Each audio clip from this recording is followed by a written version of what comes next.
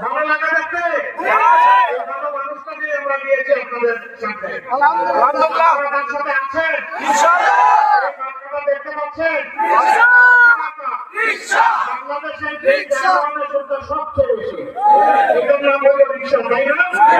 রিক্সাটা আমি হাতে তুলে দিলাম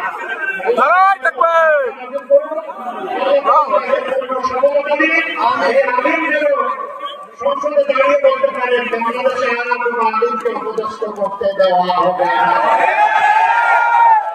ইসলামকে উৎসাহিত করে দেওয়ার জন্য তিনি যেন কষ্ট ছেড়ে মেলে কথা বলতে পারেন মানবতার পক্ষে কথা বলতে পারেন আলাদা